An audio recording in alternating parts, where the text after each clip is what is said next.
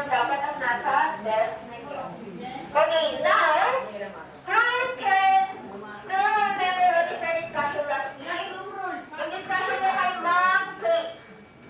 Ano yung last week yung discussion niyo? Pakipag-guys? Ano yun? Ano yung tinalakay ninyo? O yung discuss ninyo? O yung ginawa ninyo last week? O the media and word and? Range. Okay, very good. So last week din, kinakawag ninyo yung central, measure of central tendency. We have measure, word, range, and gate. Okay, so yan yung pinakakain ninyo. So, did you understand the lesson? No! Naiintindihan niyo ba yung lesson? Di ba nag-activity kayo? Wala kasing time.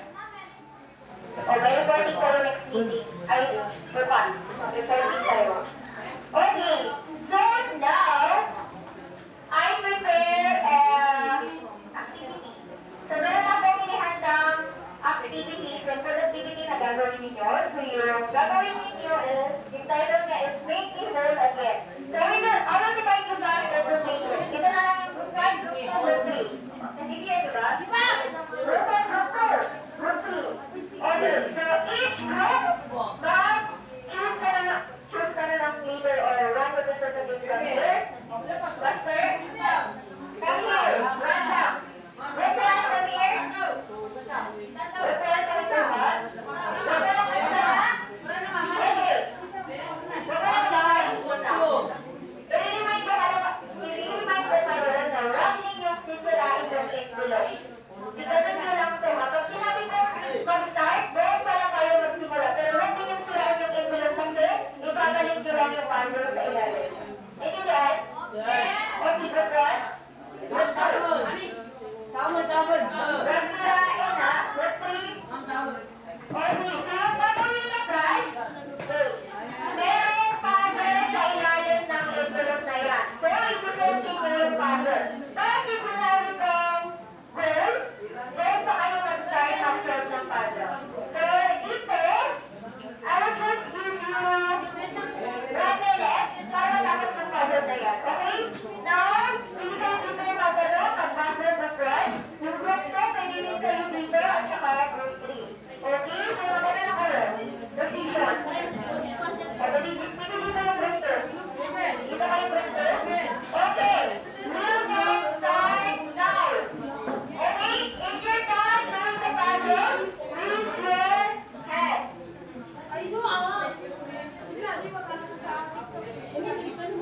Raise your hand if you're done. Ano yung ginagawa dito ng mga girls? Hindi kayo makatulong? Anong group nito? Patulong kayo. Group tayo group names.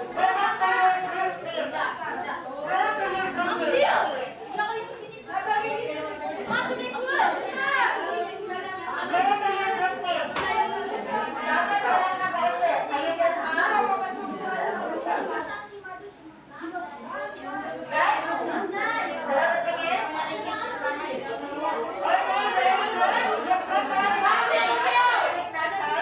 Okay, very good. Yung group na nasa envelope. Yung group na nasa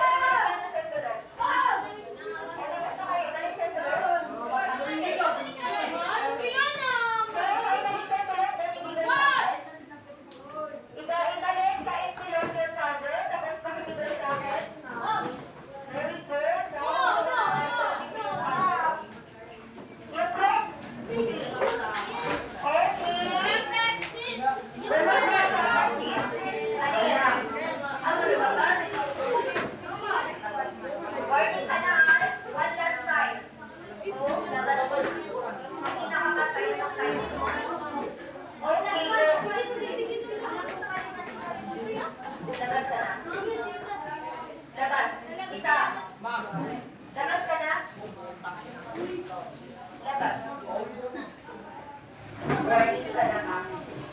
Kanina ka ba talaga? Okay. So, yung mga puzzle na nasa video, group 1, ito. Yung group 2, ito.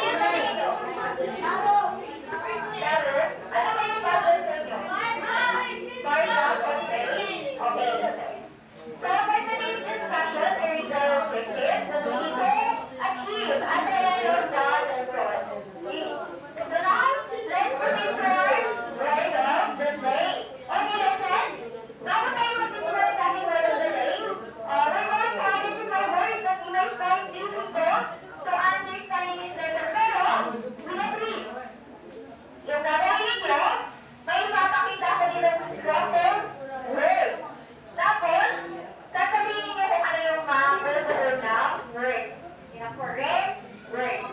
Okay, una. Anong word yan?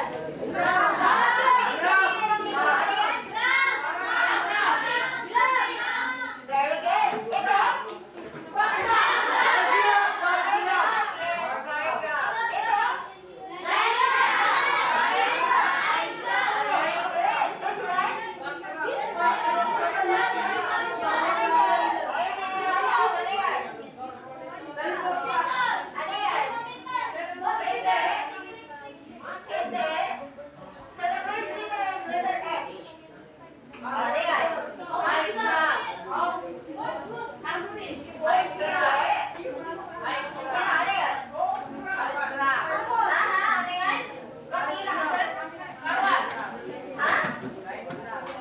It's yung first letter? O hindi nyo alam? Wala kayong ideya? Okay, the correct answer is...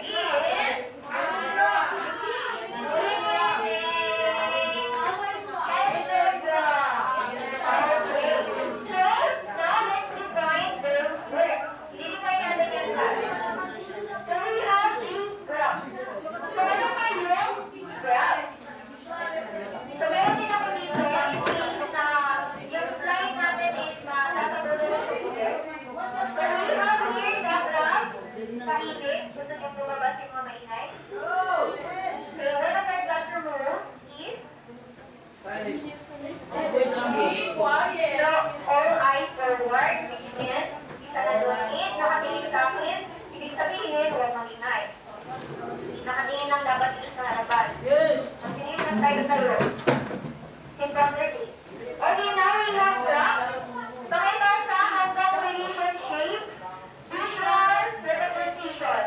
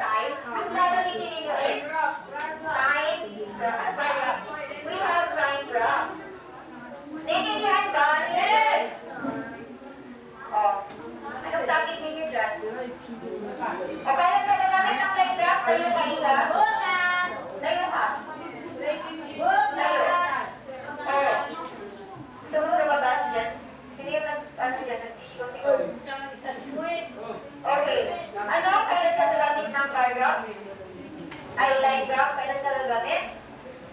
Nakasan yung process kasi may magkakait yung dalawa. Gusto mo na isama ko yung kaibigan mo dyan? Okay, kailan ka gagamit ng line graph? Pag? O, hindi ka nakikinig mo. O, manatili ka nakatayo.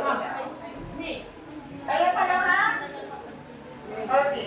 So, gagamit kayo ng line graph pa? Kailan? Okay, sa tandang graph kayo ng something na may changes sa mga tayo. Dito, may nagbabago. Example is, grade, temperature, and so, dyan, gagamit kayo ng line graph. So, ano grupo yung example?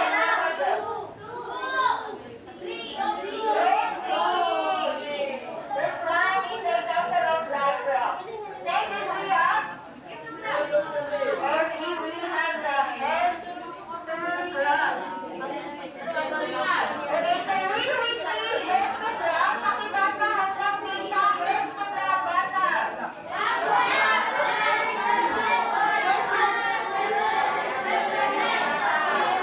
Okay, stop. Okay, boys at the box, stand up. Kayo, ikaw. Kayong dalawa, ikaw, pati yung katabi ko, stand up. Pati yung katabi ko, stand up. Stand up. Okay, stand up na kayo ha? Okay, pag sinabi natin histogram, it is a graph that uses bars. So, katulad siya ng bar graph. Yung bar graph kanina is gumagamit din ng bars. Yung histogram din is gumagamit ng bars. But, yung kaibahan niya is, si histogram is, it's showing distribution of continuous data. Si bar graph is comparing, di ba? So, si histogram natin is, pag nag-share ng continuous data or may distribution na nangyayari.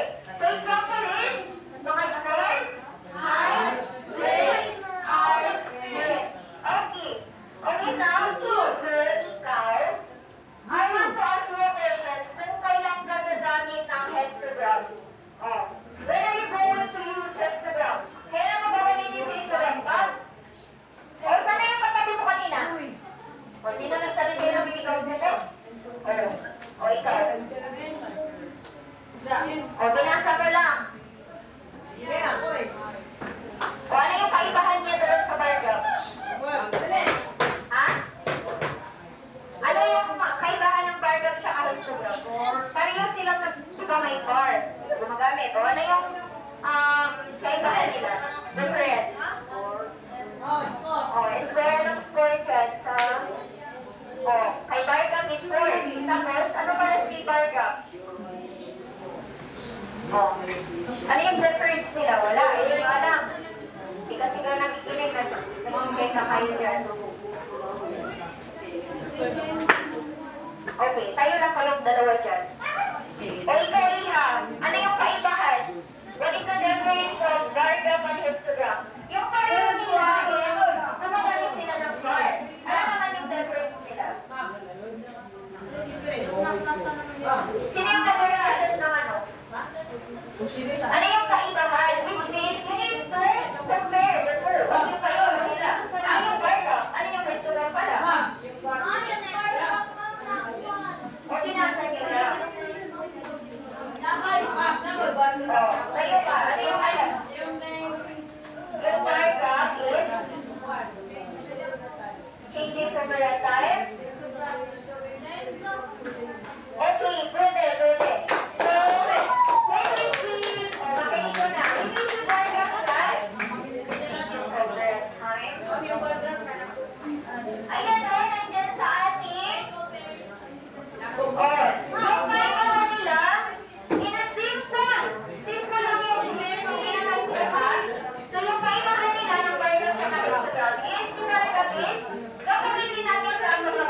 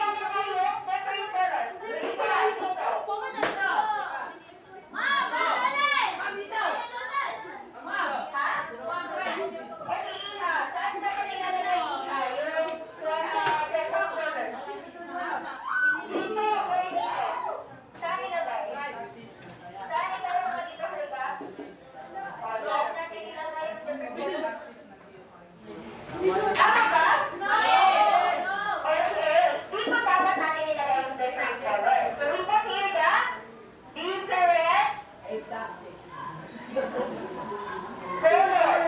Next is, lagyan natin ng yung y-axis na number of students. So, lagyan natin dito kasi yung y-axis is vertical. So, number of students. Now, we should not forget the title. Pero later na. Next is, lalagyan natin ng mga intervals. Ibig sabihin, yung ilalagay natin dito, ano ba yung ilalagay natin dito? Yung tawag na is yung mga intervals. O, saan ba lalagay? Sa ating y-axis. Ilagay mo ba dito? Yung y-axis, alam mo ba kung paano ilagay yung hindi? Okay. So, ganito. Makinig ka? Ganito natin ilalagay yun. So, since yung ating given class is, ayan, kung makikita ninyo is, yung pinakamalaki is 8, diba? Tapos yung pinakamalaki is 4.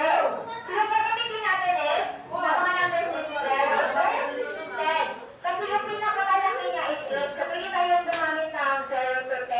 Or pwede tayong gumamit ng 0 to 4 si simple. So, yung gagawin natin, lagay natin dito, only start with 0. Very good. So, 0. Lagay natin dito yung 2, 4, 6, 8, and 10. Sunod, ano yung ilagay natin dito sa different colors? Ano nga yan? We have? No. Anong 6? Pero yung talaga sa akin dito. Different colors. So we have? Lagay natin yung blue. Sunod is? Red. Lagay natin yung red dito. Dapat highlight ha? Highlight. Red. Sunod? Yellow dito. Sunod? Red. Sunod? Okay, so yun yung class. Okay, dito na tayo. Ano yung sunod natin na step? Ano?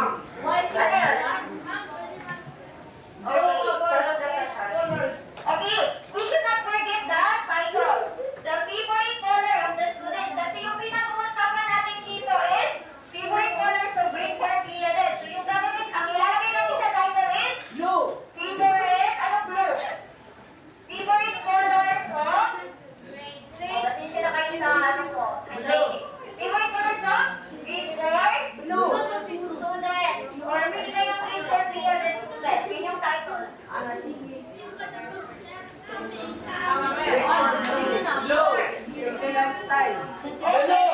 Yellow. So dito na tayo magtatrack. Makinig ha, lalo-lalo na yung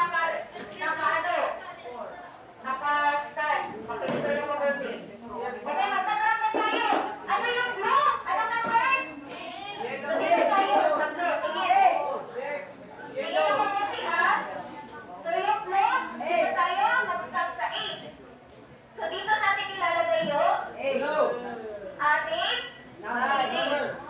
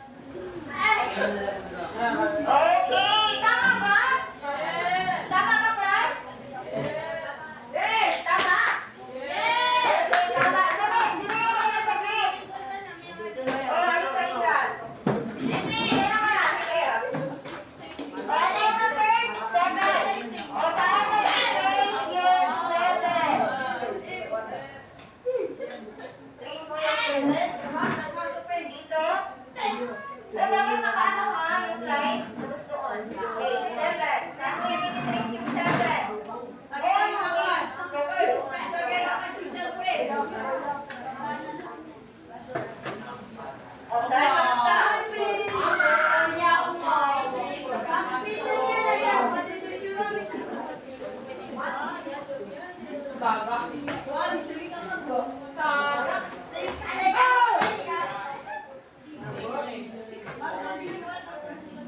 thank you so much. Is it correct? Yes. Okay. Dito, Pink. Sino yung last? Ako. O, halika, dali. Dahil magaling na ako. Ilan yung Pink? Yes, Pink. Grabe ka naman eh. Di ba yung gold man?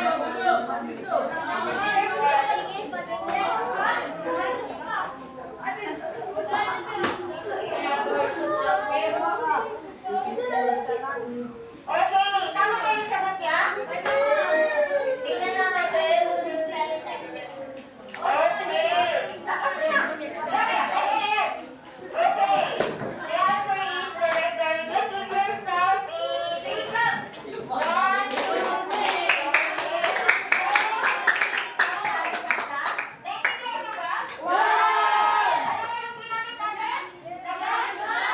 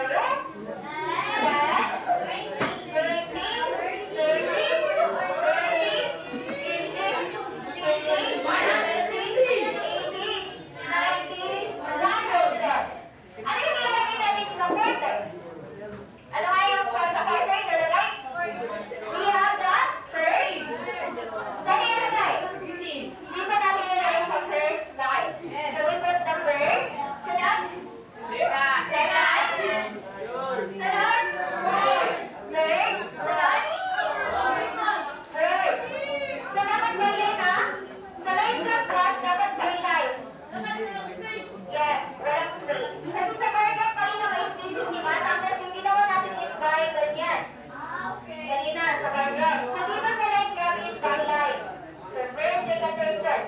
Now, dito na tayo mag, ay, let's master give the title. Ano yung title? Amerasan, Release Carter, Dreams. Sir, we can hear. Amerasan. Amerasan.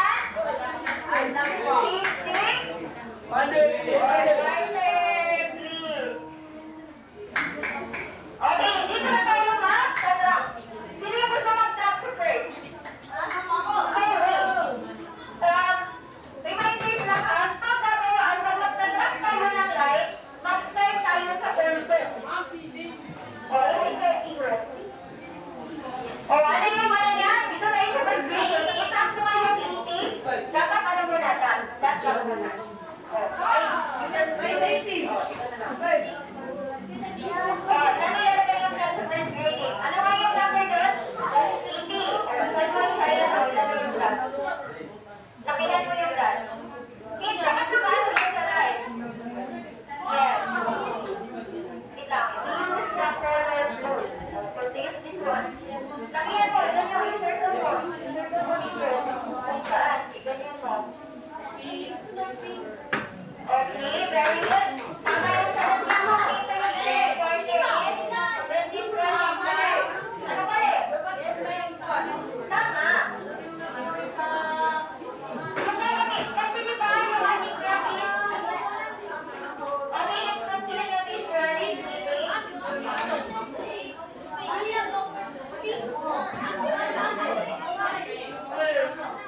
Ay, sumunod pala. Hindi kaya natin tayo.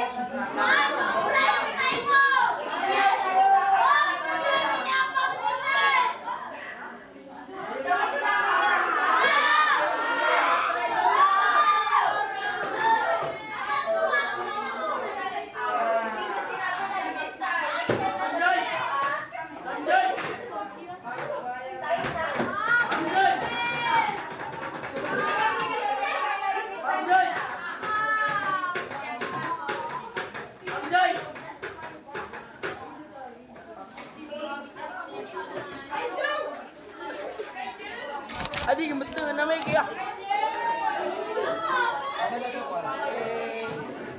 Ah betul. Adi.